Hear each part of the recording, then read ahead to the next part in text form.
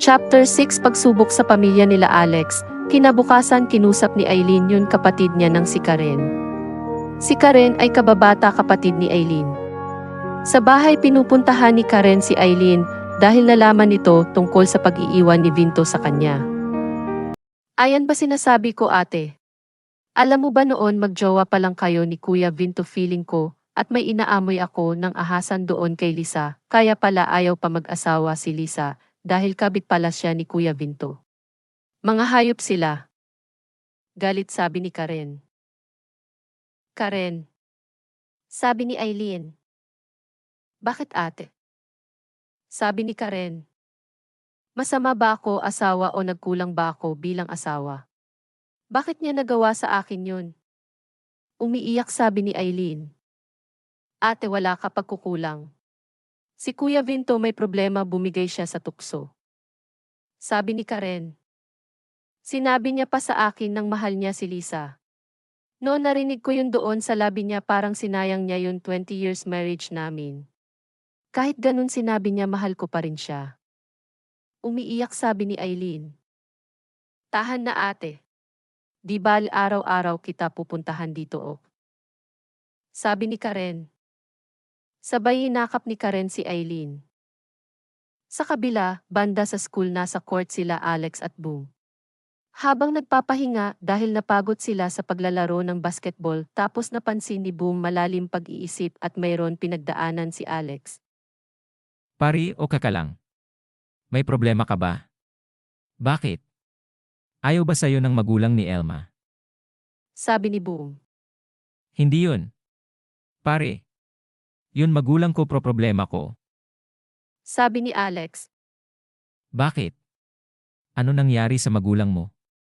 Sabi ni Boom. Naghiwalay na sila. Si daddy kasi ng babae habang si mommy hindi pigil sa pag-iiyak. Kaya sinasabi ko sa sarili ko kapag maging kami ni Elma hindi ako maging katulad ni daddy manloloko. Sabi ni Alex. Lumipas ng ilang araw na parang walang mga magulang sila Alex at Ali dahil sa paghihiwalay ng magulang nila.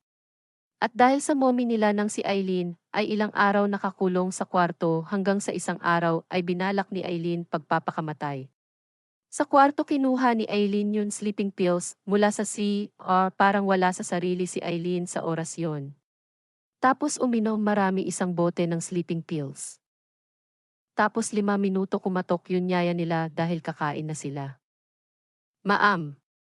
Kakain na po maam. Sabi ng yaya. Tinawagan ni yaya si Alex dahil hindi sumasagot si Eileen. Sir Alex ikaw na po kumatok sa mommy niyo. Sabi ng yaya. Sige yaya. Sabi ni Alex. Agad umakyat si Alex at pumunta sa pinto ng kwarto ni Eileen tapos kumatok si Alex sa pinto. Mommy. Mommy kakain na. Mommy. Yaya pakikuha yun susi. Sabi ni Alex. Opo sir. Sabi ng yaya. Agad bumaba yung yaya sa baba upang kunin yung susi, tapos pag-akyat yung yaya agad bigay kay Alex yung susi, tapos pagbukas ng pinto ni Alex agad nakita niya nang wala na malay si Eileen, nakahiga sa sahig agad lumapit si Alex sa mommy niya. Mommy. Wake up. Mommy. Sabi ni Alex. Dinala ni Alex si Eileen sa hospital. Sa hospital habang naghihintay si Alex ng doktor sa labas ng ER. Ay galit na galit si Alex dahil sisisihin niya ang daddy niya kung bakit nag-aagaw buhay yun mommy niya. Tapos ilang minuto ay bigla dumating si Karen dahil nalaman ito yun nangyari kay Eileen. Alex, kamusta si ate Eileen? Sabi ni Karen. Wala pa lumalabas Dr. Auntie. Sabi ni Alex. Bigla lumabas yung doktor sa o agad lumapit sila Alex sa doktor. Doc, kamusta na yun mommy ko? Sabi ni Alex. Okay na mommy nyo. Mayroon kami nakita sa katawan niya na mga gamot maari uminom siya ng sleeping pills, pero hindi naman marami gamot na inom niya mailang oras lang gigising na siya. Excuse me po. Sabi ng doktor. My God, hindi ko akalain pagpapamatay si ate dahil sa lalaki. Sabi ni Karen. Kasalanan ni Daddy ito. Galit sabi ni Alex. Alex, wag mo sisihin yung daddy mo dahil sobra minahal ng mommy mo yung daddy mo kaya nagawa ni ate yun. Sabi ni Karen. Kahit na auntie? Kung hindi kami iniwan yon magaling ko Daddy hindi sana pagpapamatay si mommy dapat lang sisihin si Daddy. Galit sabi ni Alex. Tapos isang oras sa kwarto habang natutulog si Alex sa upuan at nakayupyup sa kama bigla gumising si Eileen. Pagmulat ng mata ni Eileen ay agad nakita maputi kisame ng hospital. Alex, nasaan tayo?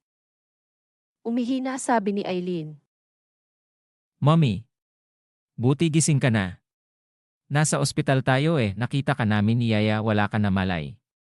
Kaya dala ka namin dito tapos sinabi sa amin ng doktor ay uminom ka ng sleeping pills mabuti hindi marami na inom mo. Mommy kaya ba ginawa yon dahil kay Daddy? Sabi ni Alex. Bigla umiiyak si Eileen. Oo.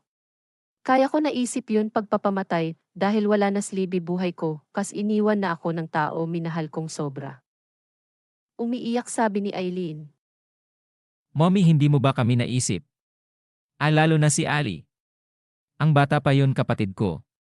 Paano kami pag wala ka nawalan na kami ng Daddy pati naman ikaw Mommy? Sabi ni Alex. I'm sorry anak. Sorry. Umiiyak sabi ni Eileen. Nagyakapan sila mag-ina. Hanggang saan yun pagsubok sa pamilya Martinez abangan susunod kabanata. Huwag niyo malimutan mag-like at mag-subscribe na sa channel ito and thanks for watching.